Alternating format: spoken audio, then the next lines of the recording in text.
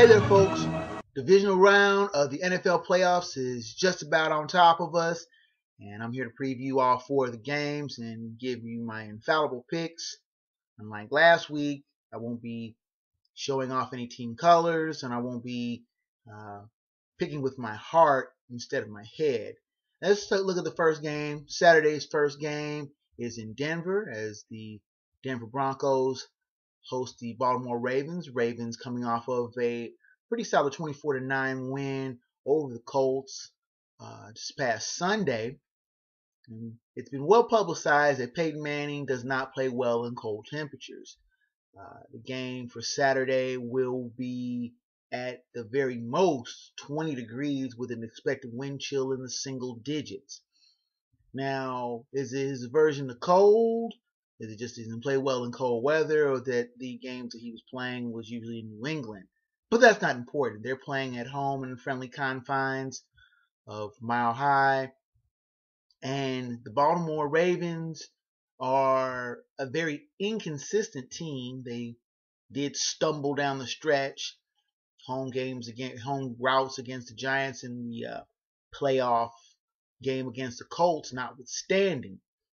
And the Ravens have been bolstered by the return of future Hall of Famer Ray Lewis, who had 13 tackles in the win. But the Broncos are a well-rounded team. They play good on offense. They're solid on defense. A bit unspectacular in the defensive unit, but they make stops. They hold teams to under 300 yards a game in offense. Over the 11-game winning streak, they've averaged less than 250 yards allowed per game.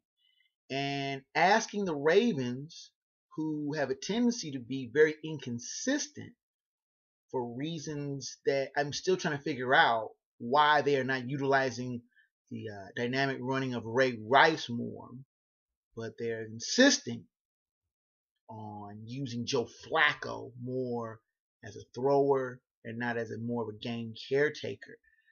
Personally, I think that the Broncos are better balanced.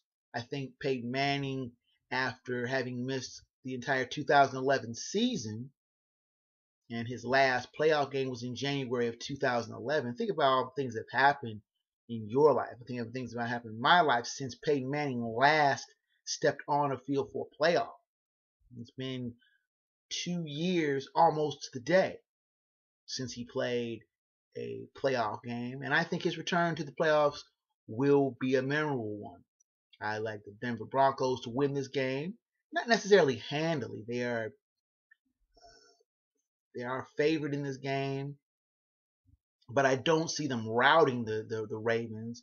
I think they'll run out to a big lead like they did in week 15 and coast to a comfortable win. The pick in this first divisional game is the Broncos. Okay, the second game of the day is the NFC Divisional playoff between the Packers and the 49ers. The 49ers winning the NFC West for a second straight year. And it looked a little bit shaky down the stretch, taking a really bad loss to Seattle, but they managed to hang on to defend their NFC West title. Colin Kaepernick, the hot rookie who took over for Alex Smith, has went 5-2 as a starter, has looked solid and has given the Niners an added dimension to their offense. Now, I mentioned Alex Smith, the person that one of the quarterbacks that the 49ers passed over to select Alex Smith was one Aaron Rodgers. Grew up in Northern California as a 49ers fan and was, of course, selected by the Green Bay Packers. And Aaron Rodgers made it pretty clear that sooner or later he was going to find a way to get his revenge against his boyhood team that he felt snubbed in. Now, the Packers come in after winning in the wild card round against the Vikings and look rather bored doing it. This team is dependent on Rodgers. As he goes, so go the Packers. And Rodgers usually goes pretty well in pretty much all facets of the game. Very mobile. He threw 2 clear to 10 different targets in the wild card round against the Vikings, which means he doesn't lock in on one receiver. He spreads the ball around. He's a very accurate passer. And that being said, the 49ers are known for their defense. They're very strong defensively. They are very stingy with yards, very stingy with points. And this is a classic, irresistible force against immovable object. And with the game being in San Francisco, many people think that this gives the Niners a decided edge. Now, I did predict at one time that San Francisco and Houston would make it to the Super Bowl, given the circumstances here. Now, I think the Packers are a stronger team. I think they're not necessarily a better balanced team, but I think they're a playoff tested team. Not to say that the Niners aren't playoff tested, having won a thrilling divisional round game against the Saints last year. But to ask Colin Kaepernick to step up his game some. And I think that the Packers are better equipped for a shootout. I think that they're better equipped to trade punches with the 49ers. Now, you remember in week 1, it was a tight game. It came down to the wire. The Niners pulled out the win. But I think that despite it being in San Francisco, I think that Aaron Rodgers and the Packers will be able to win a very entertaining and exciting game. I look for them to pull the game out late to win and move on to the NFC title game. Now let's take a look at Sunday's games. The first game is the Seattle Seahawks taking on the Atlanta Falcons. And if there was ever a more underlooked, more maligned, number 1 seeded team, it's the Atlanta Falcons. Sporting a conference best 13-3 record, 7-1 at home.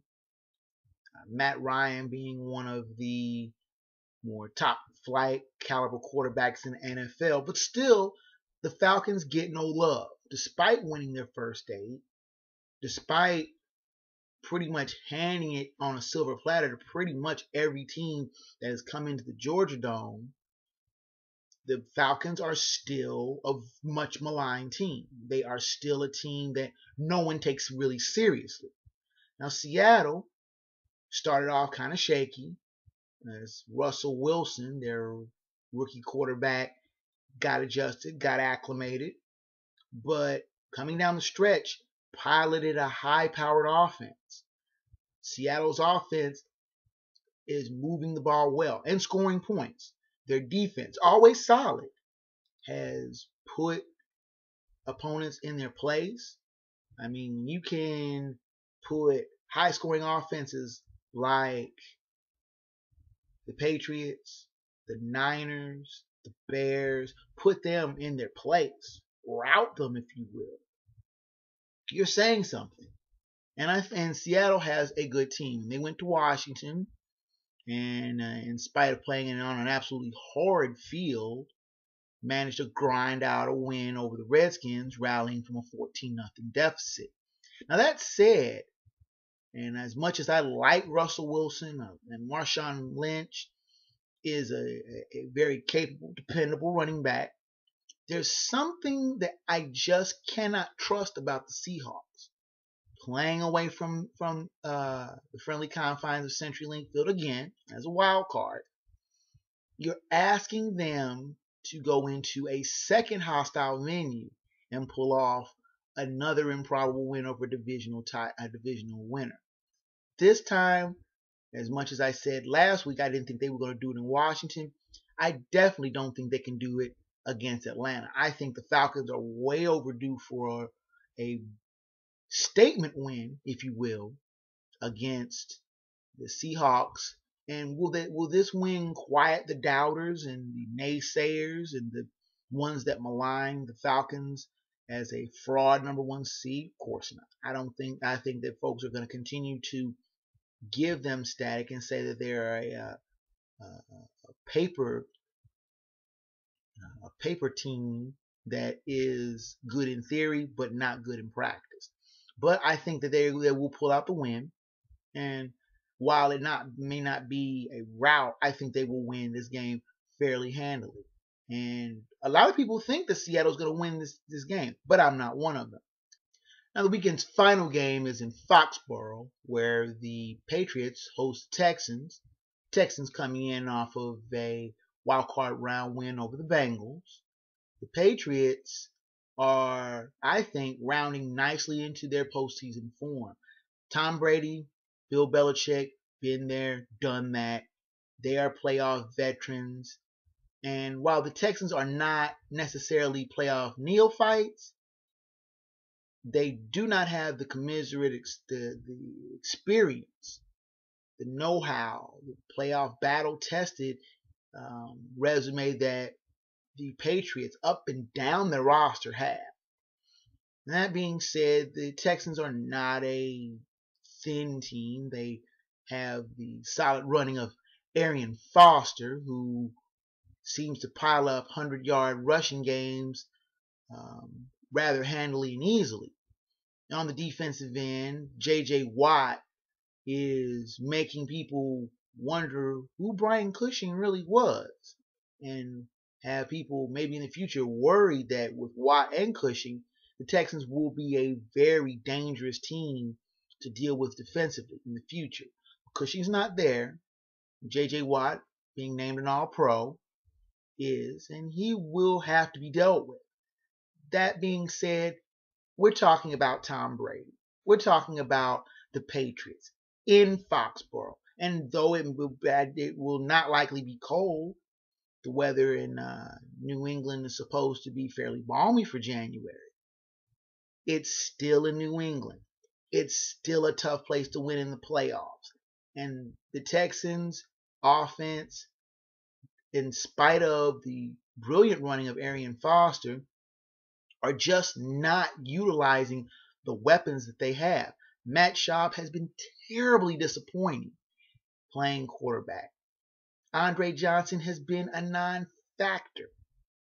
And when the Bengals, who were a dicey playoff team at best, were holding the Texans to field goals, slowing down their game, but they weren't able to put points on the board themselves. The Patriots, while not having a lights-out defense, will do much of the same.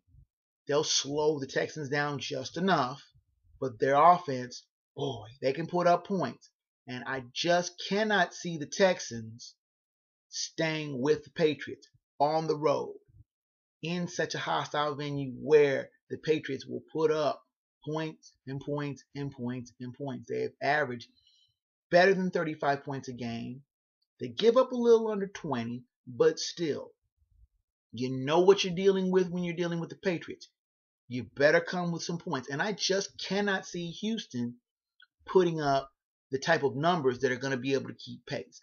And I don't think it's going to be the type of rout that it was when they played each other a few weeks ago. It's not going to be something like a 42-14 game, but I can see it coming down like 35-20. 38-21, something like that. But New England is my choice, clear choice, and I think that they will move on to face Denver in the AFC title game. Okay, folks, there you have it. The winners for the divisional round will be the Broncos, the Packers, the Falcons, and the Patriots. These are the four teams that I think are going to be left standing, battle out for the conference championships next week. One step closer to New Orleans in Super Bowl 47. Games are getting fewer, the stakes are getting higher and higher, and the games are likely to be more and more exciting. I'll be here to preview all the rest of the games, all the way up to the big game in 3 weeks. And if you want to get onto the mailing list for the rest of this season and the seasons to follow, just drop me a line. Email is kjgreen920 @gmail.com. Have a good weekend, and I'll see you next week.